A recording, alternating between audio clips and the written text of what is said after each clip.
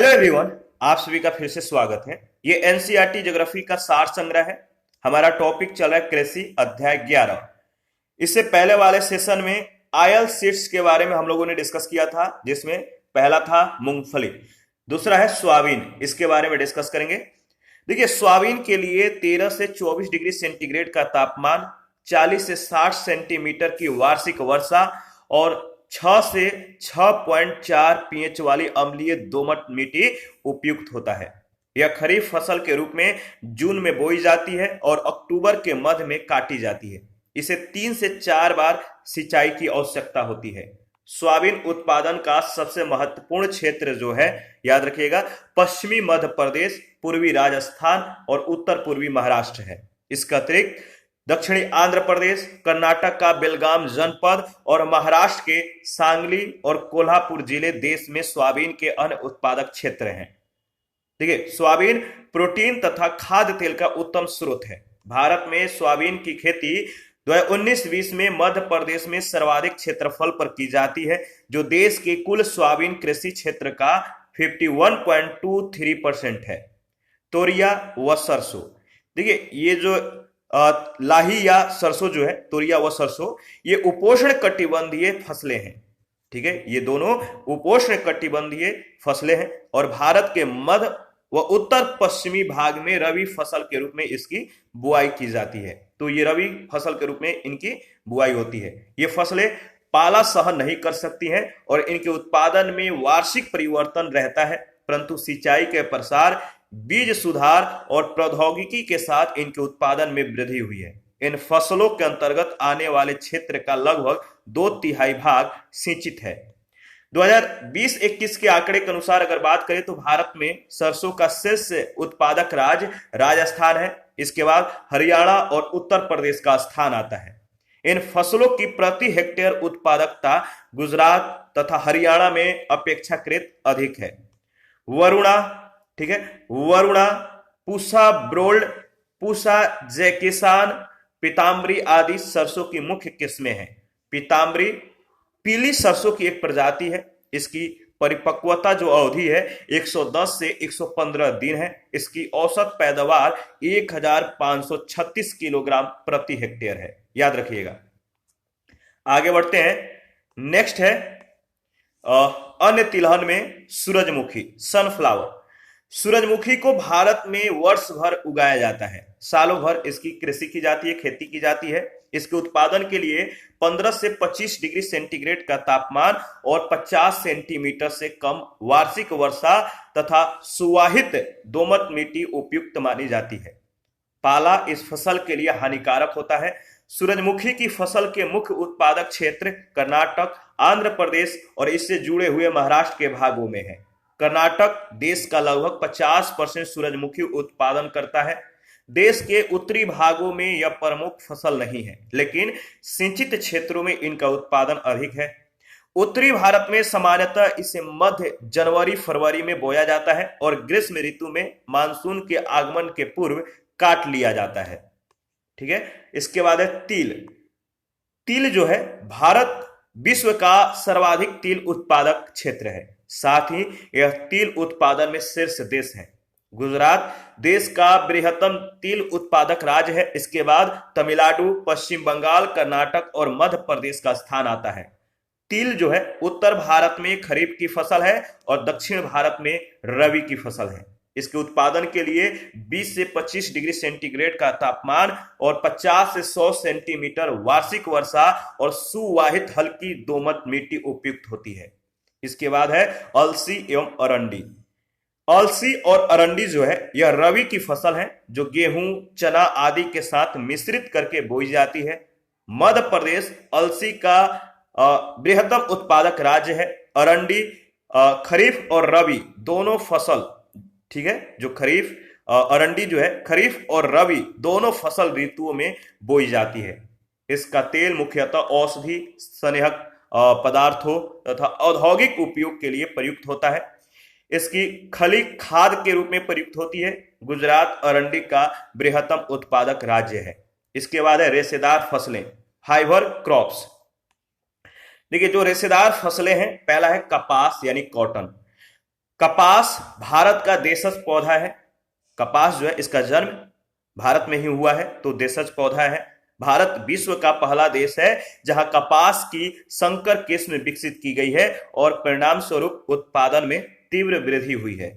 कपास मुख्यतः खरीफ की फसल है जो मक्का, ज्वार, रागी, तिल, अलसी, मूंगफली और सब्जियों के साथ मिश्रित रूप में उगाई जाती है तथा इसे पक कर तैयार होने में 6 से 8 महीने लगते हैं। देखिए, उत्तर भारत में कपास ग्रीष्म ऋतु में मानसून के आगमन के पूर्व अप्रैल मई में तथा प्रायद्वीपीय भारत में सितंबर अक्टूबर में बोई जाती है। कपास एक उष्ण तथा उपोष्ण कटिबंधीय पौधा है। इसके लिए 21 से 30 डिग्री सेंटीग्रेड तापमान, पर्याप्त धूप और 50 से 75 सेंटीमीटर वार्षिक वर्षा तथा उर्वरक सुप्रवाहित मिट्टियों की आवश्यकता है। पाला कपास की फसल के लिए अत्यधिक हानिकारक सिद्ध होता है। कपास की खेती के लिए देखिए, कपास पर फूल लगने के समय जो आकाश होना चाहिए वो बादल रहित होना चाहिए। तो कपास की कृषि के लिए क्या होना चाहिए? फूल लगने के समय आकाश बादल रहित होना चाहिए। कपास की खेती के लिए काली मिट्टी सबसे ज्यादा उपयुक्त मानी जाती है, इसीलिए काली मिट्टी को कपासी मिट्टी भी कहा जाता है। कपास को महाराष्ट्र में श्वेत स्वर्ण या सफेद सोना, व्हाइट गोल्ड के नाम से जाना जाता है। देसी, श्यामली, सुवीन, सुजाता आदि जो है कपास की अन्य प्रमुख किस्में हैं। भारत में कपास की 5 प्रमुख किस्में जो है उगाई जाती है। ये 5 प्रमुख जो किस्म है, पहला श्रेष्ठ लंबे रेशेदार, दूसरा है लंबे रेशेदार, तीसरा है श्रेष्ठ मध्य रेशेदार, रेशेदार, मध्यम रेशेदार, चौथा और पांचवा है छोटे रेशेदार। देश में कपास उत्पादन के 4 प्रमुख क्षेत्र हैं। गुजरात, सौराष्ट्र, दक्कन के पठार का काली मिट्टी का प्रदेश, उत्तरी कर्नाटक और पश्चिमी आंध्र प्रदेश, पंजाब, हरियाणा और पश्चिमी उत्तर प्रदेश, ये 4 प्रमुख क्षेत्र हैं कपास उत्पादन के। देश के उत्तर पश्चिमी सिंचाई सुविधा वाले भागों में जो है कपास का प्रति हेक्टेयर उत्पादन अधिक है। भारत छोटे रेशे वाली यानी भारतीय और लंबे रेशे वाली यानी अमेरिकन दोनों प्रकार की कपास का उत्पादन करता है। अमेरिकन कपास के उत्पादन के उत्तर पश्चिमी भाग में नरमा कहा जाता है। क्या कहा जाता है? जो अमेरिकी कपास है इसको देश के उत्तर पश्चिमी भाग में नरमा कहा जाता है। कपास 2020-21 के अनुसार अगर बात करें तो शीर्ष उत्पादक जो राज्य हैं, 3 राज्य हैं कपास के उत्पादन में, वह पहला स्थान महाराष्ट्र का, दूसरा गुजरात, तीसरा तेलंगाना। तो याद रखिएगा 2020-21 के डेटा के अनुसार कपास उत्पादक शीर्ष 3 राज्य महाराष्ट्र, गुजरात, तेलंगाना है और क्षेत्रफल वाले शीर्ष 3 राज्य हैं महाराष्ट्र, गुजरात और तेलंगाना। तो सेम है, याद रखिएगा। इसके बाद आगे बढ़ते हैं। देखिए, जूट जो है, जूट एक उष्ण कटिबंधीय पौधा है। जूट क्या है? एक उष्ण कटिबंधीय पौधा है जिसके लिए उष्ण और आर्द्र जलवायु की आवश्यकता होती है। इसकी खेती के लिए लगभग 24 से 35 डिग्री सेंटीग्रेड तापमान, 125 से 150 सेंटीमीटर वार्षिक वर्षा और सिल्ट के निक्षेपों से समृद्ध हल्की बलुई या चीका युक्त दोमट मिट्टियां जूट को गलाने, धोने आदि के लिए बड़ी मात्रा में स्वच्छ जल तथा प्रचुर एवं सस्ते श्रम की आवश्यकता होती है। जूट खरीफ की फसल है जिसकी फरवरी से जून के मध्य बुआई और जुलाई से अक्टूबर के मध्य कटाई की जाती है। इसे पकने में 8 से 10 महीने का समय लगता है। इसका प्रयोग, जूट का प्रयोग मोटे वस्त्र, थैले, बोरे, रस्सियां, दरियां, कालीन और तिरपाल व अन्य सजावटी सामान बनाने में किया जाता है। यह पश्चिम बंगाल तथा इससे लगे हुए पूर्वी भागों की एक व्यापारिक फसल है। भारत विश्व में जूट का बृहत्तम उत्पादक है जो विश्व का 60% जूट उत्पादन करता है। स्वतंत्रता पूर्व अविभाजित भारत को जूट उत्पादन में विश्व में लगभग एकाधिकार प्राप्त था, किंतु विभाजन के दौरान देश का विशाल जूट उत्पादक क्षेत्र यानी लगभग 80% क्षेत्र पूर्वी पाकिस्तान यानी बांग्लादेश में चला गया। भारत में अधिकांशतः श्वेत जूट का उत्पादन होता है जिसके अंतर्गत देश का 75% जूट उत्पादक क्षेत्र सम्मिलित है। तो भारत में किस प्रकार का जूट का उत्पादन होता है? श्वेत जूट का, जिसके अंतर्गत देश का 75% जूट उत्पादक क्षेत्र सम्मिलित है। पश्चिम बंगाल देश के कुल उत्पादक का 3/3 भाग पैदा करता है। पश्चिम बंगाल देश के कुल उत्पादन का कितना तिहाई? 3/4, 3/3 नहीं, 3/4 भाग पैदा करता है। बिहार और असम अन्य प्रमुख जूट उत्पादक राज्य हैं। जूट देश के कुल शस्य क्षेत्र के 0.68% भाग पर ही बोया जाता है। जूट को सुनहरा रेशा यानी गोल्डन फाइबर भी कहा जाता है।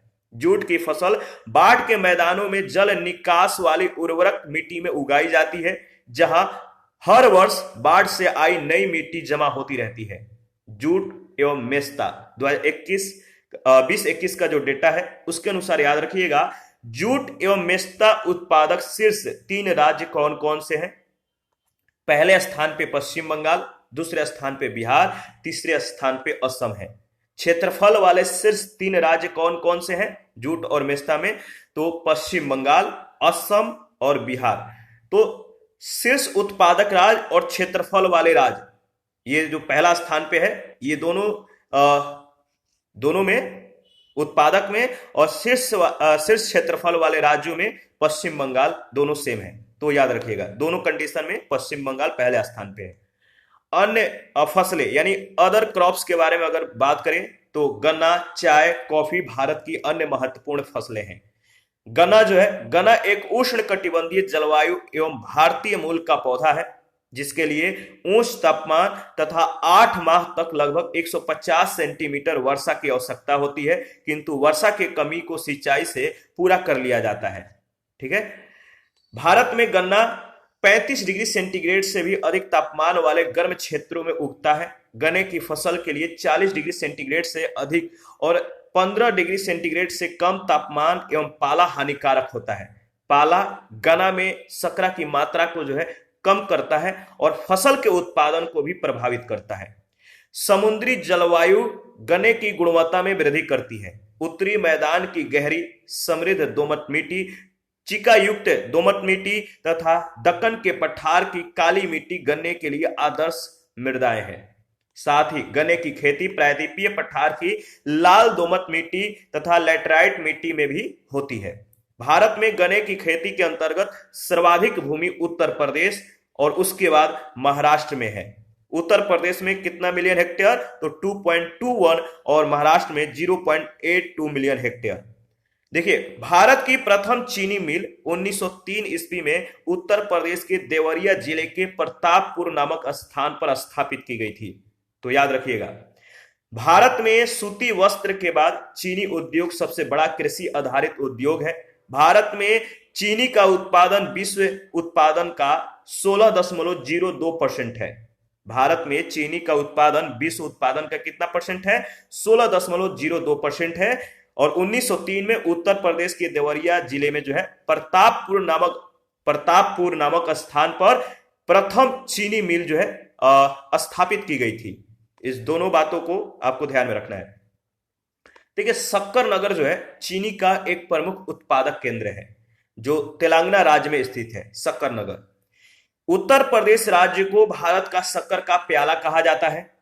कोयम्बटूर यानी जो तमिलनाडु में कोयम्बटूर है, कोयम्बटूर में 1912 में गन्ना प्रजनन संस्थान की स्थापना की गई थी। तो कोयम्बटूर में 1912 में गन्ना प्रजनन संस्थान की स्थापना हुई।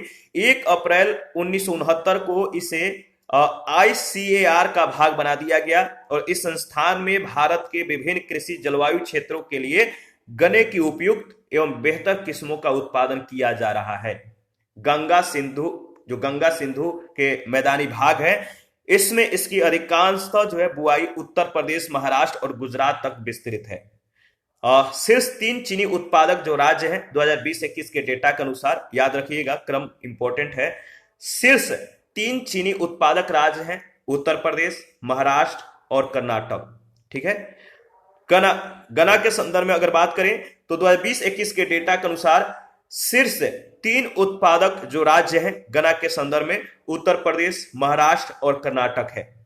और क्षेत्रफल वाले शीर्ष 3 जो राज्य हैं गणना के संदर्भ में वो है उत्तर प्रदेश, महाराष्ट्र और कर्नाटक। यानी उत्पादन और क्षेत्रफल के दृष्टि से दोनों जो है सेम डेटा है। पहला स्थान पे दोनों में उत्तर प्रदेश उत्पादक और क्षेत्रफल वाले कंडीशन में उत्तर प्रदेश पहले स्थान पे, दोनों में महाराष्ट्र दूसरे स्थान पे और दोनों में कर्नाटक तीसरे स्थान पे है। तो ज्यादा डेटा जो है चेंज नहीं है, इसको आप ध्यान रखिएगा।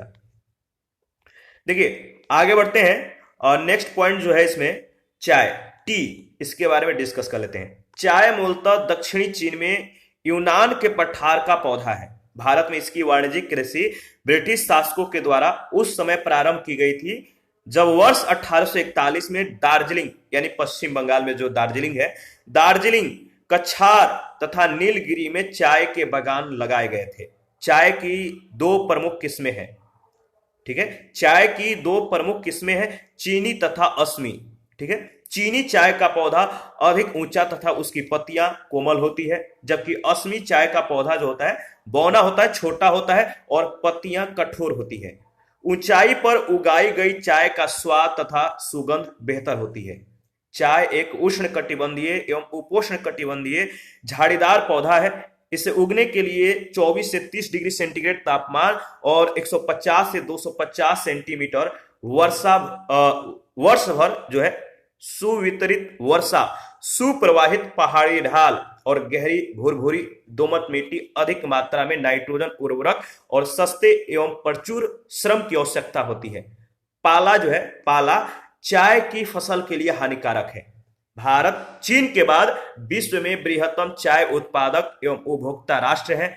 भारत विश्व के चाय उत्पादन का लगभग 21.4% चाय उत्पादित करता है। ग्रीन ओल्ड चाय की प्रमुख किस्म है। ग्रीन गोल्ड जो है चाय की प्रमुख किस्म है। भारत में चाय उत्पादन के 2 प्रमुख क्षेत्र ब्रह्मपुत्र घाटी और सुरमा घाटी है। तो भारत में चाय उत्पादन के 2 प्रमुख जो क्षेत्र हैं कौन कौन से हैं? ब्रह्मपुत्र घाटी और सुरमा घाटी। भारत में चाय का सबसे बड़ा उत्पादक राज्य असम है। क्षेत्रफल और उत्पादन दोनों ही दृष्टि से यह जो है भारत का सबसे बड़ा चाय उत्पादक राज्य है। नगदी फसलों में भारत को चाय के निर्यात से जो है सर्वाधिक विदेशी मुद्रा प्राप्त होती है। विश्व में अग्रणी चाय निर्यातक देश केन्या, चीन, श्रीलंका और भारत है। चाय की पत्तियों में कैफीन तथा टैनिन की प्रचुरता पाई जाती है। दक्षिण भारत में चाय की खेती पश्चिमी घाट की नीलगिरी तथा इलायची की पहाड़ियों के निचले ढालों पर की जाती है। चाय के संदर्भ में जो डेटा दिया गया है 2020-21 का है। चाय उत्पादक शीर्ष 4 राज्य कौन कौन से हैं? तो चाय उत्पादक शीर्ष 4 राज्य हैं असम, पश्चिम बंगाल, तमिलनाडु, केरल। क्षेत्रफल वाले जो शीर्ष 4 राज्य हैं चाय के संदर्भ में तो असम, पश्चिम बंगाल, तमिलनाडु, केरल, दोनों कंडीशन में डेटा सेम है, ठीक है। कहवा या कॉफी, इसके बारे में देख लेते हैं। कहवा जो है अबिसिनिया यानी पूर्वी अफ्रीकी उच्च भूमि का मूल पौधा है, जिसे सर्वप्रथम बाबा बुदन पहाड़ियों पर रोपा गया था कर्नाटक में, ठीक है। बाबा बुदन पहाड़ियों पर याद रखिएगा। कहवे के वाणिज्यिक बागान 1826 ईस्वी में चिकमंगलूर यानी कर्नाटक में, 1830 ईस्वी में जो है वायनाड एवं सेवराय में तथा सेवराय जो है केरल में है और 1839 में नीलगिरी में लगाए गए।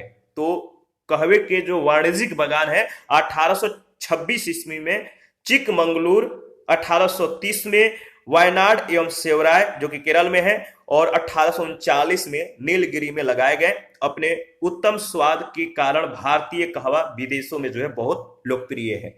कहवे की खेती के लिए उष्ण और आर्द्र जलवायु की आवश्यकता होती है, जिसमें 16 से 28 डिग्री सेंटीग्रेड का तापमान, 150 से 250 सेंटीमीटर वार्षिक वर्षा और 600 से 1500 मीटर ऊंचाई के पहाड़ी ढालों पर सुप्रवाहित तथा वनों की दोमट भुरभुरी मिट्टियां, उर्वरक तथा सस्ता श्रम कहवा खेती के लिए जो है आवश्यक है।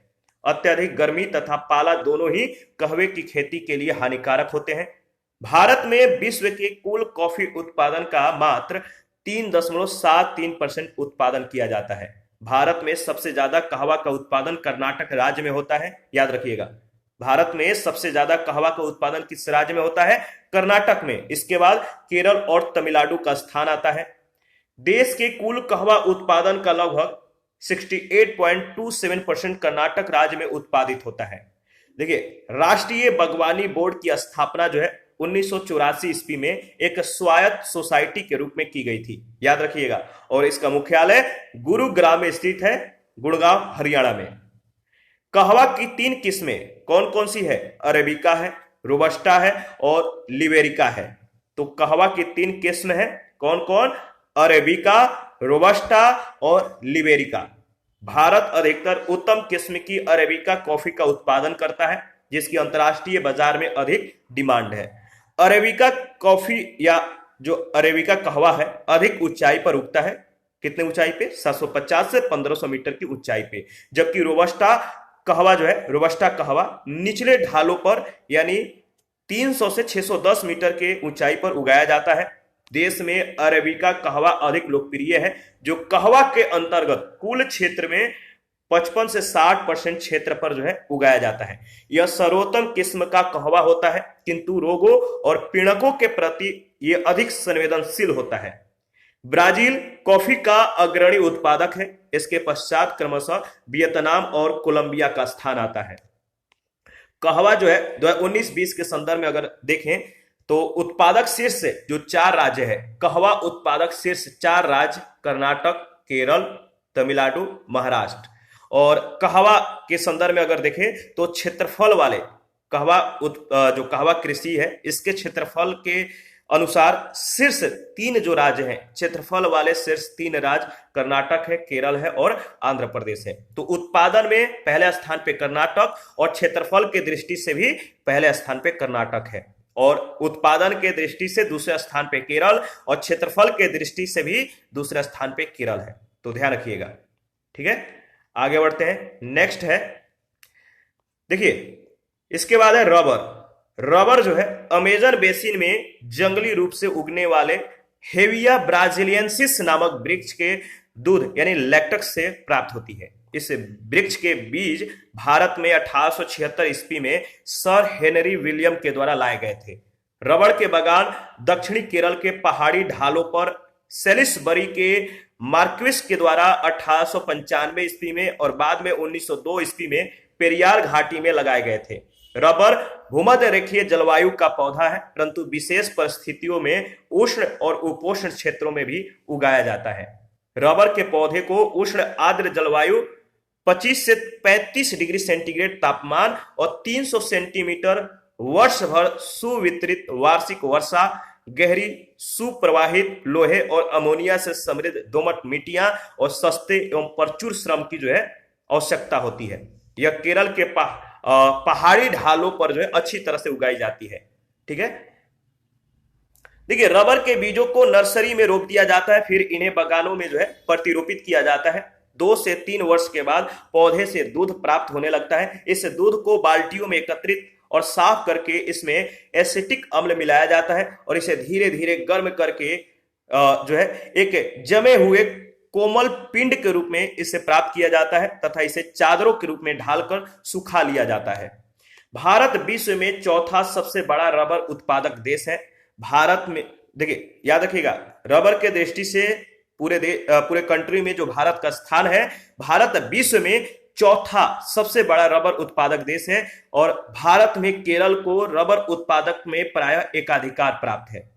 तो सबसे ज्यादा रबर का उत्पादन भारत के किस राज्य में होता है? तो केरल में। देश का लगभग 87.56% रबर उत्पादन इसी राज्य में होता है। एर्नाकुलम, कोझिकोड, कोट्टायम और कोल्लम केरल के प्रमुख रबर उत्पादक जिले हैं। रबर उत्पादक शीर्ष 3 राज्य कौन कौन सा है? 2019-20 के डेटा के अनुसार पहले स्थान पे केरल, दूसरे स्थान पे त्रिपुरा और तीसरे स्थान पे कर्नाटक है। तो रबर उत्पादक शीर्ष 3 राज्य कौन है? केरल, त्रिपुरा, कर्नाटक, याद रखिएगा। इसके बाद है कोकोनट, नारियल। नारियल जो है एक उष्ण कटिबंधीय जलवायु का पौधा है। इसे 20 डिग्री सेंटीग्रेड से 25 डिग्री सेंटीग्रेड का तापमान, 150 सेंटीमीटर से अधिक वर्षा, पाला और सूखा रहित तटीय जलवायु, बलुई दोमट से हल्की रेगुल मिट्टियों की आवश्यकता होती है। इसे विभिन्न प्रकार की मिट्टियों में और पहाड़ी ढालों में जो है 800 से 100 मीटर की ऊंचाई तक भी उगाया जा सकता है। इसे प्राप्त गरी से तेल, जो इसके कोमल अंदर के जो सफेद भाग होते हैं, इनसे तेल, साबुन बनाने का कच्चा माल और वनस्पति घी आदि प्राप्त होता है। देखिए, इंडोनेशिया और फिलीपींस के बाद भारत जो है विश्व का तीसरा प्रमुख नारियल उत्पादक देश है। भारत में नारियल ताड़ की अनेक किस्में उगाई जाती हैं, जिसमें वेस्ट कोस्ट, बौनी या छोटी किस्म, न्यू गिनी किस्म, कोचीन किस्म, जावा किस्म और श्याम तथा लक्काद्वीप किस्म सम्मिलित है। ठीक है, याद रखिएगा जो किस्म है। देखिए, भारत में नारियल के शीर्ष उत्पादक राज्य केरल, तमिलनाडु और कर्नाटक है। भारत में नारियल के जो शीर्ष उत्पादक राज्य हैं कौन कौन से हैं? तो केरल है पहले स्थान पे, तमिलनाडु दूसरे स्थान पे और कर्नाटक तीसरे स्थान पे है। देखिए, इसके बाद है तंबाकू, टोबैको। तंबाकू भारत में 16वीं शताब्दी में पुर्तगाली व्यापारियों के द्वारा लाया गया था। इसके पत्तियों से, जो तंबाकू होता है, इसके पत्तियों से सिगरेट, सिगार, चुरुट, बीड़ी, हुक्का, खाने या सूंघने का तंबाकू तैयार किया जाता है। इसके तने का प्रयोग पोटाश उर्वरक बनाने में होता है। तंबाकू की खेती के लिए जो है 15 से 38 डिग्री सेंटीग्रेड तक औसत तापमान, 50 सेंटीमीटर वर्ष भर सुवितरित वर्षा, सुप्रवाहित भंगुर बलुई दोमट मिट्टियां, भारी मात्रा में खाद और प्रचुर एवं सस्ते श्रम की आवश्यकता होती है। बीड़ी और हुक्के में प्रयुक्त होने वाला तंबाकू जो है कांप यानी जलोढ़ तथा काली मिट्टियों में उगाया जाता है, जबकि सिगार और चुरुट के तंबाकू की खेती भूरी लाल मिट्टियों में होता है। तंबाकू मूलतः जो है शीतोष्ण कटिबंधीय फसल है। तंबाकू मूलतः किस प्रकार की फसल है? शीतोष्ण कटिबंधीय फसल है। इसका वर्धन काल लगभग 70 से 150 दिन का होता है। भारत में तंबाकू की दो किस्में उगाई जाती है, निकोटियाना टोबैकम और निकोटियाना रस्टिका। निकोटियाना रस्टिका की खेती 90% क्षेत्र पर की जाती है तथा इससे 10% तंबाकू प्राप्त होता है, जबकि निकोटियाना टोबैकम की खेती 10% क्षेत्र पर होती है और इसमें 90% तंबाकू प्राप्त होता है। भारत विश्व का 5वां सबसे बड़ा तंबाकू निर्यातक तथा चीन के बाद दूसरा सबसे बड़ा उत्पादक राष्ट्र है। तो भारत क्या है? विश्व का 5वां सबसे बड़ा तंबाकू निर्यातक देश है और चीन के बाद दूसरा सबसे बड़ा उत्पादक राष्ट्र है। तंबाकू 2018-19 के डेटा के अनुसार अगर बात करें तो तंबाकू उत्पादक शीर्ष 3 राज्य कौन कौन से हैं? तो तंबाकू उत्पादक शीर्ष 3 राज्य हैं गुजरात, आंध्र प्रदेश और कर्नाटक। क्षेत्रफल वाले शीर्ष 3 राज्य जो है गुजरात, आंध्र प्रदेश और कर्नाटक। यानी उत्पादन और क्षेत्रफल के दृष्टि से जो राज्य का क्रम है वो सेम है, तो याद रखिएगा। आगे बढ़ते हैं, मसाले के बारे में डिस्कस कर लेते हैं।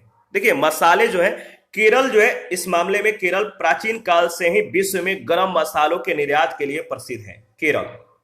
केरल में कई प्रकार की मसाले जो फसलें हैं इनको उगाए जाने के कारण इसे मसालों का बागान कहा जाता है। तो केरल में कई प्रकार के मसाला फसलों को उगाया जाता है, इसीलिए केरल को मसालों का बागान कहा जाता है। 2020-21 के आंकड़े के अनुसार मसालों का अग्रणी उत्पादक राज्य मध्य प्रदेश है, याद रखिएगा। देखिए, इसके बाद है इलायची। इलायची जो है एक सुगंधित मसाला है जिसे भोजन, दवाओं, खाने और चबाने में प्रयोग किया जाता है। इससे सुगंधित तेल भी प्राप्त होता है। इसके उत्पादन के लिए 14 से 32 डिग्री सेंटीग्रेड का तापमान, 150 सेंटीमीटर से अधिक वर्षा और ह्यूमस मुक्त सुप्रवाहित जंगली दोमट गहरी लाल लेटराइट मिट्टी की जो है उपयुक्तता होती है। तो याद रखिएगा, इलायची उत्पादक जो राज्य हैं केरल के इडुक्की, पलक्कड़, कोझिकोड, कुन्नूर, कोट्टायम और एर्नाकुलम। तमिलनाडु के जो उत्पादक क्षेत्र हैं मदुरै है, सलेम है, रामनाथपुरम है, नीलगिरी है, तिरुनेलवेली है। कर्नाटक के जो उत्पादक क्षेत्र हैं कोडगु है, हासन है, उत्तरी दक्षिणी कन्नड़ जिले हैं। भारतीय इलायची शोध संस्थान, देखिए भारतीय इलायची जो शोध संस्थान है ICRI मिलाडुम पारा केरल ने इलायची की कृषि में सुधार के लिए ICRI 1 और ICRI इलायची की अधिक उपज देने वाली किस्मों का विकास किया है। तो याद रखिएगा, भारतीय इलायची शोध संस्थान 1 और 2 इलायची की अधिक उपज देने वाली किस्मों का विकास किया है। इसके बाद है क्लोव यानी लौंग। लौंग जो है यूजीनिया कैरियोफाइलेटा नामक मध्यम कद वाले सदाबहार वृक्ष की पुष्प कलिका है। इसका प्रयोग मसाला और औषधि के रूप में किया जाता है। लौंग के उत्पादन के लिए उष्ण और आर्द्र जलवायु की आवश्यकता होती है। भारत में इसकी खेती समुद्र तटीय भागों से लेकर 1830 मीटर की ऊंचाई तक की जाती है। इसके पौधों को पहले नर्सरी में उगाकर बाद में दूसरे स्थान पर रोपित किया जाता है, जो लगभग 7 वर्ष में फूल देने लगता है। इसके पश्चात यह लगभग 80 वर्ष तक लौंग का उत्पादन करता है। भारत में लौंग की खेती केरल यानी केरल के जो क्षेत्र है कोट्टायम और कोल्लम में होता है।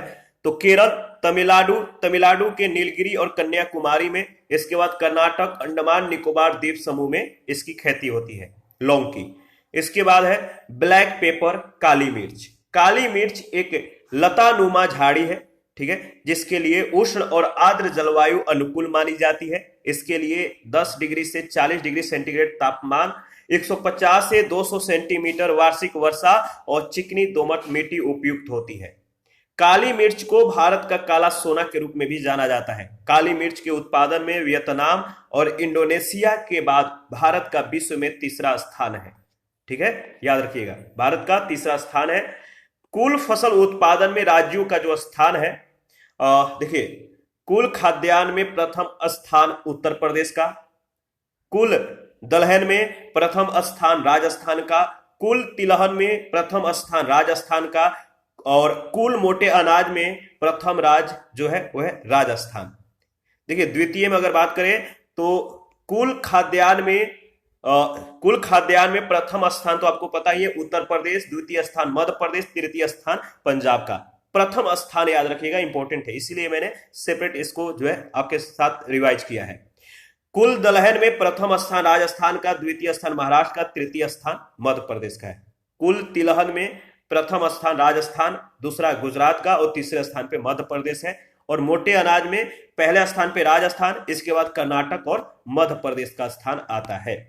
अलग अलग फसलों के उत्पादन में जो शीर्ष राज्य है 2020-21 के डेटा के अनुसार तो चावल में देखिए, तो चावल में पश्चिम बंगाल पहला स्थान पे, इसके बाद उत्तर प्रदेश और पंजाब का स्थान आता है।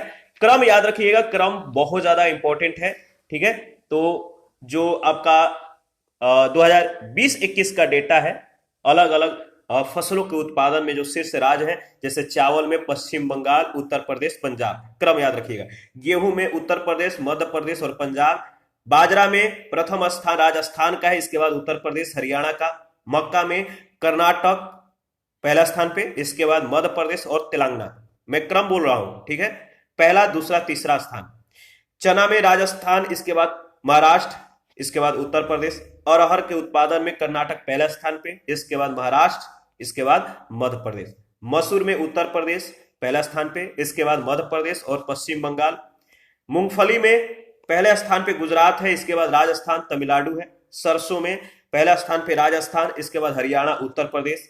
सोयाबीन में पहले स्थान पे मध्य प्रदेश, इसके बाद महाराष्ट्र और राजस्थान। सूरजमुखी में पहला स्थान पे कर्नाटक है, इसके बाद उड़ीसा, बिहार। कपास के उत्पादन में पहले स्थान पे महाराष्ट्र, इसके बाद गुजरात और तेलंगाना। जूट के उत्पादन में पश्चिम बंगाल पहले स्थान पे, इसके बाद बिहार और असम। आलू के उत्पादन में उत्तर प्रदेश पहले स्थान पे, इसके बाद पश्चिम बंगाल, बिहार। प्याज के उत्पादन में महाराष्ट्र प्रथम स्थान पे, इसके बाद मध्य प्रदेश, गुजरात। गन्ना के उत्पादन में उत्तर प्रदेश पहला स्थान पे, इसके बाद महाराष्ट्र और इसके बाद कर्नाटक का स्थान आता है। और काजू के उत्पादन में महाराष्ट्र पहले स्थान पे है, इसके बाद आंध्र प्रदेश और उड़ीसा का स्थान आता है। याद रखिएगा, प्रमुख फसलों का जो जन्म स्थान है इसको भी आप याद रखेंगे। धान का जो जन्म स्थान है भारत व इंडोनेशिया है। मक्का का मैक्सिको है, मध्य अमेरिका। गेहूं का मध्य एशिया। तंबाकू का जो जन्म हुआ था दक्षिण अमेरिका में। रबर दक्षिण अमेरिका यानी ब्राजील में। उड़द भारत का मतलब कि मूल पौधा है, जो जन्म है भारत में हुआ है उड़द का। मसूर का जो है चीन में हुआ है। अमरूद अमेरिका का है। टमाटर मैक्सिको। बाजरा अफ्रीका, ठीक है। इसके बाद देखिए जौ का जो जन्म स्थान है चीन है, अरहर का भारत है, सोयाबीन का चीन है, मूंग का भारत है, ज्वार का भारत है, चाय का चीन है, कहवा का जन्म ब्राजील में हुआ था, आलू का पेरू में और गन्ना का भारत में। याद रखिएगा, इंपॉर्टेंट है। देखिए कृषि अधिनियम 2020, इसके बारे में डिस्कस कर लेते हैं। सितंबर 2020 में संसद के द्वारा 3 कृषि अधिनियम, कृषि उपज वाणिज्य एवं व्यापार संवर्धन एवं सुविधा अधिनियम 2020, मूल आश्वासन पर किसान समझौता अधिनियम 2020 और आवश्यक वस्तु अधिनियम जो है 2020 पारित किए गए। कृषि उपज व्यापार एवं वाणिज्य अधिनियम के अंतर्गत किसानों और व्यापारियों को कृषि उपज की खरीद और बिक्री के लिए अधिक विकल्प उपलब्ध होंगे। साथ ही कृषि क्षेत्र में ऑनलाइन ट्रेडिंग का भी प्रस्ताव किया गया है। किसानों से उनकी उपज की बिक्री पर कोई उपकर या लगान नहीं लिया जाएगा। मूल आश्वासन पर किसान समझौता अधिनियम के माध्यम से किसान प्रत्यक्ष रूप से विपणन से जुड़ सकेंगे, जिससे मध्यस्थों की जो भूमिका है, मीडिएटर की जो भूमिका है, वो समाप्त हो जाएगी और उन्हें अपनी फसल का उचित मूल्य प्राप्त होगा। 19 नवंबर 2021 को सरकार ने कृषि अधिनियम 2020 को निरस्त करने की घोषणा की, ठीक है। इसके बाद है APMC model act 2017। APMC model act 2017 24 अप्रैल 2017 को नई दिल्ली में आयोजित राज्यों के कृषि मंत्रियों के सम्मेलन में कृषि बाजारों पर सरकारी एकाधिकार को खत्म करने और किसानों को उनकी उपज का बेहतर मूल्य दिलाने के लिए कृषि एवं किसान कल्याण मंत्रालय के द्वारा कृषि विपणन के लिए एक मॉडल अधिनियम जो है एपीएमसी एक्ट 2017 तैयार किया गया है। इसको याद रखिएगा, इंपॉर्टेंट है। प्रमुख फसलों के रोग और लक्षण, तो इसके बारे में डिस्कस कर लेते हैं। देखिए चावल में जो रोग होता है उसे ब्लास्ट रोग कहते हैं। चावल में होने वाला जो रोग है वो ब्लास्ट रोग है। इसके लक्षण क्या है? तो पत्तियों पर भूरे रंग के नाव की तरह के चकत्ते जो है दिखाई पड़ते हैं। गेहूं में रतुआ नामक रोग होता है। लक्षण क्या है? तो पत्तियों पर पीले, भूरे या काले रंग के धब्बे दिखाई पड़ते हैं। इसके बाद है गना। गना का जो रोग है रेड रॉट है। इसका जो लक्षण है छोटे लाल रंग के धब्बे पत्ती की मध्य सिरों पर प्रकट होते हैं। गने का भीतरी भाग लाल हो जाता है। इसके बाद है चना। चना का जो रोग है उकटा है। देखिए इसका लक्षण जो है उकटा का, पत्तियां पीली पड़कर सूख जाती है और जड़ें जो है काली पड़कर गल जाती है। इसके बाद है अरहर। अरहर का जो रोग है स्टेम रॉट यानी ताना विगलन कहते हैं। इसका लक्षण है मिट्टी की सतह के पास तने पर भूरे या गहरे भूरे धब्बे जो है उभर आते हैं, तना कट जाता है और पौधे जो होते हैं वो मर जाते हैं। ठीक है, नेक्स्ट है प्रमुख कृषि संगठन और मुख्यालय। तो भारतीय दलहन अनुसंधान संस्थान का मुख्यालय कहां पर है? कानपुर में है। समेकित कीट प्रबंधन राष्ट्रीय केंद्र कहां पर है? नई दिल्ली में है। अंतर्राष्ट्रीय चावल अनुसंधान संस्थान कहां पर है? मनीला में है। अर्ध शुष्क क्षेत्रों के लिए अंतर्राष्ट्रीय फसल अनुसंधान संस्थान कहां पर है? हैदराबाद में है। सूखे क्षेत्रों में अंतर्राष्ट्रीय कृषि अनुसंधान केंद्र कहां पर है? तो अलेप्पो में है। राष्ट्रीय कृषि और ग्रामीण विकास बैंक कहां पर है? बताइए। तो मुंबई में है। अंतर्राष्ट्रीय मक्का और गेहूं वृद्धि केंद्र मैक्सिको में है। प्रमुख कृषि बोर्ड एवं मुख्यालय। कॉफी बोर्ड बंगलुरु यानी कर्नाटक में है। रबर बोर्ड केरल के कोट्टायम में है। चाय बोर्ड पश्चिम बंगाल के कोलकाता में है। तंबाकू बोर्ड आंध्र प्रदेश के गुंटूर में है। मसाला बोर्ड केरल के कोच्चि में है। राष्ट्रीय मांस और पोल्ट्री बोर्ड दिल्ली में है, नई दिल्ली में। भारतीय अंगूर प्रसंस्करण बोर्ड महाराष्ट्र के पुणे में है। राष्ट्रीय मांस एवं कुक्कुट प्रसंस्करण जो है ये नई दिल्ली में है। आगे बढ़ते हैं। नेक्स्ट है प्रमुख कृषि संस्थान। राष्ट्रीय मत्स्य उद्योग विकास बोर्ड हैदराबाद में है। राष्ट्रीय चावल शोध संस्थान कटक में है। भारतीय डेयरी निगम एवं राष्ट्रीय डेयरी विकास बोर्ड आनंद में है। भारतीय डेयरी अनुसंधान संस्थान करनाल में है। भारतीय गन्ना प्रजनन संस्थान कोयम्बटूर में है। केंद्रीय कॉफी अनुसंधान संस्थान चिकमंगलूर में है। ठीक है, इसके बाद जूट कृषि अनुसंधान संस्थान कहां पर है? तो बैरकपुर में है। केंद्रीय उर्वरक गुणवत्ता नियंत्रण और प्रशिक्षण संस्थान फरीदाबाद में है। टीडी चेतावनी संगठन जोधपुर में है। कृषि विपणन एवं निरीक्षण निदेशालय फरीदाबाद में है। राष्ट्रीय पौध संरक्षण एवं प्रशिक्षण संस्थान हैदराबाद में है। चौधरी चरण सिंह राष्ट्रीय कृषि विपणन संस्थान जयपुर में है। केंद्रीय चारा बीज उत्पादन फॉर्म हैसरघट्टा में है। विवेकानंद पर्वतीय कृषि अनुसंधान शाला जो है ये अल्मोड़ा में है। केंद्रीय कृषि अनुसंधान संस्थान पोर्ट ब्लेयर में है। लघु किसान कृषि व्यापार संघ नई दिल्ली में है। राष्ट्रीय जैव उर्वरक विकास केंद्र गाजियाबाद में है। पशु रोग जांच प्रयोगशाला पुणे में है। पशु स्वास्थ्य एवं पशु चिकित्सा जैविकी संस्थान कोलकाता में है। पशु चिकित्सा और जीव विज्ञान संस्थान बेंगलुरु में है। पशु स्वास्थ्य संस्थान जालंधर में है। पशु चिकित्सा जैविकी गुवाहाटी में है। राष्ट्रीय पटसन एवं संबंधित रेशे अनुसंधान संस्थान कोलकाता में है। भारतीय प्राकृतिक रेजिन्स एवं गम संस्थान रांची में है। इसके बाद ई नेशनल एग्रीकल्चर मार्केट, जिसे ई नाम बोलते हैं। ई नाम क्या है? तो 14 अप्रैल 2016 को प्रधानमंत्री के द्वारा राष्ट्रीय कृषि बाजार के लिए ई ट्रेडिंग प्लेटफॉर्म ई नाम की प्रायोगिक परियोजना या पायलट परियोजना का शुभारंभ किया गया। ई नाम वस्तुतः जो है Akhil Bharatiya electronic trading portal है, जो निवर्तमान कृषि विपणन समितियों की मंडियों को एकीकृत कर कृषि जिन्सों के लिए एकीकृत राष्ट्रीय बाजार का विकास करता है। ठीक है, भारत के कृषि शोध संस्थान, कौन से शोध संस्थान किस राज्य में है आपको ध्यान में रखना इंपॉर्टेंट है। तो देखिए श्रीनगर में जो है केंद्रीय उष्ण बागवानी हॉर्टिकल्चर संस्थान है। शिमला में केंद्रीय आलू अनुसंधान संस्थान है।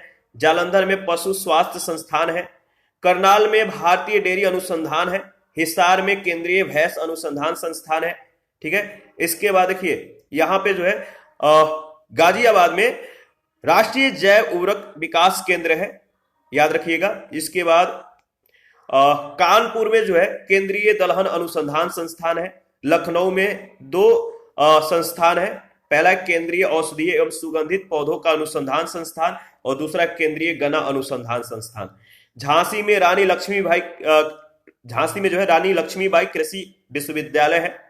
और अंबिका नगर में याद रखिएगा केंद्रीय भेड़ और बैल अनुसंधान संस्थान है। जयपुर में चौधरी चरण सिंह राष्ट्रीय कृषि विपणन संस्थान है। जोधपुर में टीडी चेतावनी केंद्र है। आनंद में राष्ट्रीय डेयरी विकास बोर्ड है। कोलकाता में याद रखिएगा केंद्रीय पटसन व संबंधित रेशे अनुसंधान संस्थान है। कटक में राष्ट्रीय चावल अनुसंधान संस्थान है। हैदराबाद में केंद्रीय शुष्क कृषि अनुसंधान संस्थान है। और राजमुंद्री में केंद्रीय तंबाकू अनुसंधान संस्थान है। पोर्ट ब्लेयर में केंद्रीय कृषि अनुसंधान संस्थान है। और कोची में केंद्रीय समुद्री मत्स्य अनुसंधान संस्थान है। ठीक है, और एक याद रखिएगा पुणे में पशु रोग जांच प्रयोगशाला है। ये सभी इंपॉर्टेंट है, 1-2 बार रिवीजन कर लीजिएगा। देखिए प्रधानमंत्री किसान संपदा जो योजना है ये क्या है? खाद्य प्रसंस्करण उद्योग मंत्रालय की योजनाओं को पुनर्गठित करने के लिए 3 मई 2017 को प्रधानमंत्री की अध्यक्षता में आर्थिक मामलों की मंत्रिमंडलीय समिति ने एक नई केंद्रीय क्षेत्र योजना या कृषि समुद्री प्रसंस्करण और कृषि प्रसंस्करण क्लस्टर विकास के लिए योजना संपदा, ठीक है, योजना जो है संपदा, इसको जो है स्वीकृति प्रदान की गई संपदा को। ठीक है, scheme for agro marine processing and development of agro processing cluster, तो ये जो है संपदा, इसकी स्वीकृति हुई। खाद्य प्रसंस्करण उद्योग मंत्रालय के द्वारा संपदा योजना का पुनर्नामकरण किसान संपदा योजना कर दिया गया। ठीक है, संपदा का पुनर्नामकरण क्या हुआ? तो इसका जो संपदा योजना है इसका पुनः नामकरण किया गया किसान संपदा योजना। 23 अगस्त 2017 को प्रधानमंत्री की अध्यक्षता में आर्थिक मामलों की मंत्रिमंडलीय समिति ने इस योजना का पुनः नामकरण प्रधानमंत्री किसान संपदा योजना के रूप में जो है इसको स्वीकृति प्रदान की। ठीक है, PMKSY याद रखिएगा, प्रधानमंत्री किसान संपदा योजना। कृषि जलवायु प्रदेश क्या है? कृषि जलवायु प्रदेश के बारे में हम लोग डिस्कस करेंगे। कृषि जलवायु प्रदेश को निर्धारित करने के लिए वर्षा, तापमान, मिट्टी संबंधी विशेषताओं और किसी विशेष क्षेत्र में अपनाई जा सकने वाली जो है कृषि पद्धति एवं वहां की पर्यावरणीय समस्याओं को शामिल किया जाता है। ठीक है, याद रखिएगा। और उसके लिए विभिन्न प्रकार की विकास रणनीतियां बनाई जाती है। इन आधारों पर योजना आयोग ने 1989 ईस्वी में भारतीय कृषि जलवायु प्रदेश को 15 बृहद भागों में जो है विभाजित किया है। तो 15 कृषि जलवायु जो क्षेत्र है भारत के, वो आप देख सकते हैं, पीडीएफ ओपन कर लीजिए। देखिए, पहला है पश्चिमी हिमालय क्षेत्र, इसके बाद है दूसरा है पूर्वी हिमालय क्षेत्र, ठीक है। चौथा है मध्य गंगा का मैदान, ये है ऊपरी गंगा का मैदान, ये है ट्रांस गंगा मैदान, ये है आपका पश्चिमी मरुभूमि क्षेत्र, ये आपका है गुजरात का मैदान व पहाड़ी क्षेत्र, ये है पश्चिमी पठार व पहाड़ी क्षेत्र। 8वां नंबर पे जो है वो है मध्य पठार। इसके बाद है 3 नंबर पे गंगा का निचला मैदान, 7 नंबर पे है पूर्वी पठार व पहाड़ी, और आपका 9 नंबर पे है पश्चिमी पठार व पहाड़ी क्षेत्र, 10 नंबर पे है दक्षिणी पठार व पहाड़ी क्षेत्र, 11 नंबर पे है पूर्वी तटीय और पहाड़ी क्षेत्र, 12 नंबर पे है पश्चिमी तटीय मैदान और पहाड़ी क्षेत्र, ठीक है। 15 नंबर पे है आपका द्वीपीय क्षेत्र, और द्वीपीय क्षेत्र में जो है आपका देख सकते हैं जो अंडमान निकोबार वाला है, और आपका 14 नंबर में है पश्चिमी मरुभूमि क्षेत्र। कृषि निर्यात नीति 2018, इसके बारे में हम लोग डिस्कस करेंगे। देखिए, कृषि निर्यात नीति जो 2018 जो है 6 दिसंबर 2018 को केंद्रीय कैबिनेट ने कृषि निर्यात नीति को स्वीकृति प्रदान की। इस नीति का उद्देश्य 2022 तक कृषि निर्यात को $60 अरब तक पहुंचाना है। भारत के जो 15 कृषि जलवायु क्षेत्र हैं, पहला है पश्चिमी हिमालय, दूसरा है पूर्वी हिमालय, तीसरा है गंगा निम्न गंगा का मैदान, चौथा है मध्य गंगा का मैदान, 5वां है ऊपरी गंगा का मैदान, 6ठा है ट्रांस गंगा मैदान, नेक्स्ट है पूर्वी पठारी व पहाड़ी क्षेत्र, 8वां है मध्य पठारी व पहाड़ी क्षेत्र, 9 नंबर है पश्चिमी पठारी व पहाड़ी क्षेत्र, 10 नंबर है दक्षिणी पहाड़ी व पठारी क्षेत्र, 11 नंबर है पूर्वी तटीय मैदान व पूर्वी घाट, 12 नंबर है पश्चिमी तटीय मैदान और पश्चिमी घाट, और 13 नंबर है पश्चिमी शुष्क प्रदेश, 14 नंबर है गुजरात का मैदानी और पहाड़ी भाग, और 15 प्रायद्वीपीय प्रदेश जिसमें लक्षद्वीप और अंडमान निकोबार द्वीप शामिल है। किसी प्रदेश विशेष की कृषि जलवायु विशेषताओं को प्रदर्शित करने के लिए वहां की जलवायु दशाओं, मिट्टी की उर्वरता, वर्तमान कृषि पद्धतियों को जो है विश्लेषित करते हुए नई विकास रणनीति बनाई जाती है, ताकि उस क्षेत्र में अधिकतम उत्पादकता, संतुलित और पर्यावरण मैत्री इको फ्रेंडली कृषि विकास के साथ प्राप्त की जा सके। इसी के साथ आज का सेशन समाप्त करते हैं। नेक्स्ट सेशन में कृषि विकास रणनीतियों के बारे में हम लोग डिस्कस करेंगे। आप अपना प्रतिक्रिया देते रहिए, आपके प्रतिक्रियाओं का हमें बेसब्री से इंतजार रहता है। थैंक यू, मिलते हैं नेक्स्ट सेशन में, अभी के लिए इतना ही।